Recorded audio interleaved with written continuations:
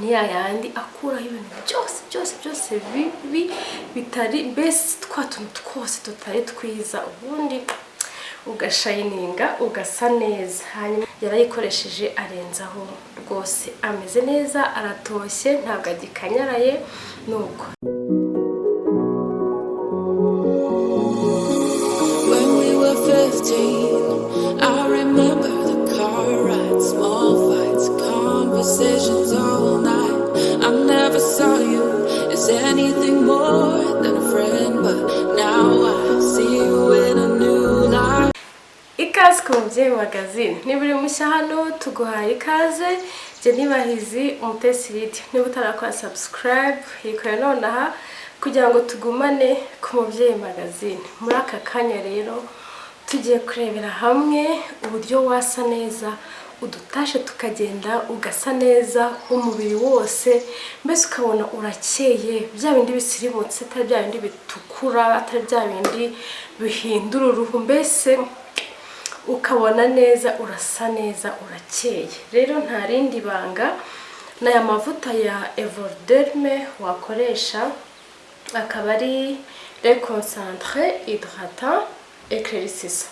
Donc ni amavuta ari concentré atuma uruhu rudakanyarara, atuma uruhu rutoha, hanyuma nanone agakeshamo. Rero atuma uruhu rusa ahantu hose, ukabona mbese hose birajyanye, urasa mu maso, intoki, ijosi, ibirenge, mbese umubiri wose ukabona urasa neza. Hanyuma rero nanone ikuraho amatashe, mbese ahantu hose hari agatashe kakavaho. Ikindi nanone nuko harimo huile d'argan hanyuma na aha. Ikindi rero aya mavuta ukundi kuntu yitwa ko ari Overboost nyine ni yayandi akuraho ibintu byose bibi bitari best twatuntu twose tutari twiza ubundi ugashayininga ugasa neza. Hanyuma rero ni mililitiro 500, akaba ari amavuta yakorewe muri France. Hanyuma akaba ari amavuta ushobora gukoresha umubiri wose, kuva mu maso n'ibindi bice byose by'umubiri ugasa neza, ntabwo asiga bya bintu by'umukara, ntabwo atuma umererwa nabi. Mbese icyo akora ni ugukuraho ya kushe y'umukara ku mubiri, ikazana umubiri mushyashya, hakazaho umubiri mushya kandi usa neza. Nyinshi nabibabwiye, kuyakoresha mu gitondo ndetse na nijoro ubundi ugasa neza. Niba rero ubona udasa umubiri wawe, niba ubona hari ukuntu mbese wacuyutse, ukabona ntabwo gifite umubiri wawe, yaba ari inzobe, yaba ari imibiri yombi, yaba ari igikara, ukabona hari ukuntu igikara cyawe kidasa neza, cyacuye, inzobe yacuye cyangwa imibiri yombi yacuye, wakoresha iyi, kuko ibyo byose iyo bihari ntabwo haburamo udutashe. Rero iyo harimo udutashe aba ari akarusho gukoresha aya mavuta. Ikindi ni uko aya mavuta ahumura neza pe, ahumura neza, afite akaodoro keza rwose. Rero aya mavuta rero uramutse uyakeneye cyangwa wumva ahuye nuko bimeze ku mubiri wawe, hari ibyo ushaka gukosora, wayasanga muri Let's Shine. Dukorera muri Mike, muri basement, hasi muri cave, ahantu haberaga expo y'aba Egypt. Muri Let's Shine rero ni ku muryango wa A25. Ndaza gushiraho nimero mwahamagara. Hanyuma ikindi nuko agura 35. Mva rwose ntabwo ahenze. Karibu rero duse neza, dushayininge, sibyo? Twagiye ariya na y'abantu bafite ubwoko bw'uruhu rwose, yaba ari normal dry cyangwa oil, bose barayakoresha, buri wese mbese ahawe ikaze. Twagere ku yandi mavuta ya kabiri, iyi oil ya sweet almond oil cyangwa se huile d'amande douce. ni amavuta ari gufasha abantu bafite uruhu rwumagaye. Umwe mubona yahaye rwose amaze gushima, mbese noneho ku buryo bigeze aho atwara tubiri. Yambwiye yaje ambwira yuko akanyaraye mu gahanga ukanabibona, hanyuma ikintu cyose yisize bikanga ukabona arakanyaraye, intoki, mu gahanga. Nuko muha amavuta, ariko mubwira ko agomba kujya arenzaho iyi oil ya sweet almond oil, akaba ari mu gifaransa nyine huile d'amande douce. Yarayikoresheje arenzaho, rwose ameze neza, aratoshye, ntabwo agikanyaraye. Nuko rero iyi ni mililitiro 100 oil, akaba ari oil ikorerwa mu Rwanda, ikorerwa inaha, akaba ari oil mbese buri muntu wese uzi oil sweet almond oil ni oil nziza ifasha abantu bafite uruhu ruri dry. Rero ufite n'uruhu rusanzwe wayikoresha kugira ngo igufashe guhora utoshye, guhora umeze neza, donc wa mubiri ubona ufite ubuzima, kuko agaburira ubuzima, hanyuma nanone agaburira uruhu akaruha ubuzima, hanyuma iyi oil ikanarinda nanone ko uruhu rukanyarara. Ikindi kandi uko uyakoresha buri munsi ni kugenda ubona impinduka nziza kuri aya mavuta. Rero niba ufite dry skin, niba ushaka no kugira umubiri udahindagurika, ngo uyu munsi wumagaye ejo wagize gute, wakoresha iyi sweet almond oil. Twagiye rero iyo umaze kwisiga ibintu byose wabirangije, akantu kanyuma k'ingenzi ugomba gukoresha ni ukurenzaho sunscreen.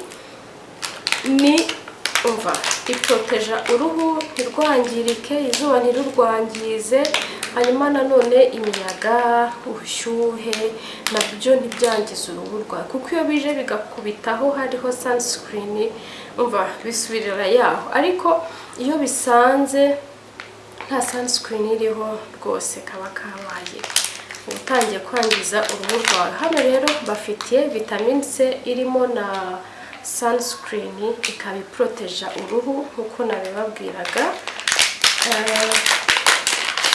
Ngiyi sunscreen wakoresha, abo maze kuziha barasa neza, barishimye, mbese nanjye biranshimishije cyane, biranshimisha buri munsi iyo mbona hari uwo nafashije agasa neza. Rero mu buzima bwawe bwa buri munsi, nyuma yo kwisiga amavuta, renzaho iyi sunscreen.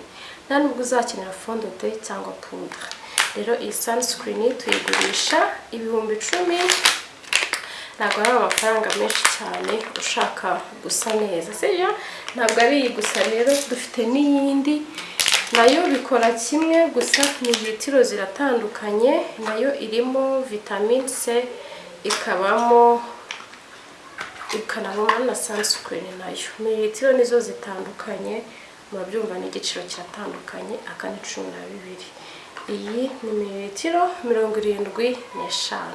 Nayo ni sunscreen wakoresha kugira ngo ugire uruhu rusa neza.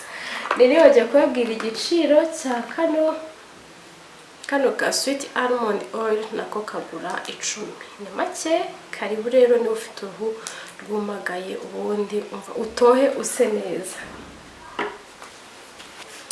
Rero iyo umaze gusa neza, iyo umaze kwisiga, iyo umaze gushyiraho sunscreen, nta kindi kintu kiba gisigaye uretse guhumura. Rero hano bafitiye agapafe ku buryo niyo wageraho ukabona ntikazagucike.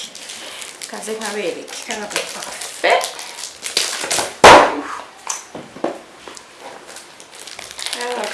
Ni agapafe keza cyane.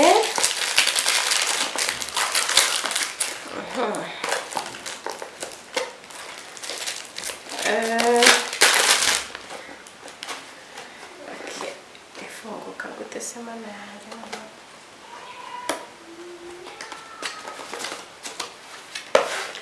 Urabona ko ifunguka?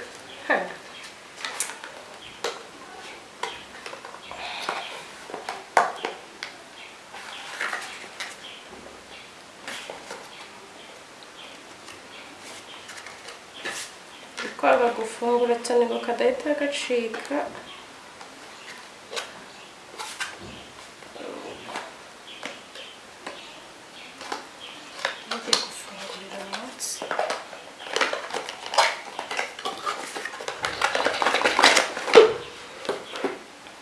byonyine mubanze murebe n'icupa ryayo ukuntu rimeze. Sweet Moon ni parufe nziza, umva kambumvire abwira ukuntu gahumura, byonyine package yayo irarenze. Sweet Moon ni parufe ihumura neza.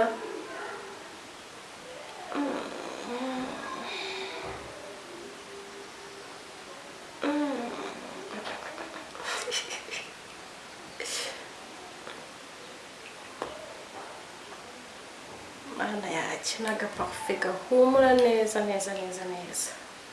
Do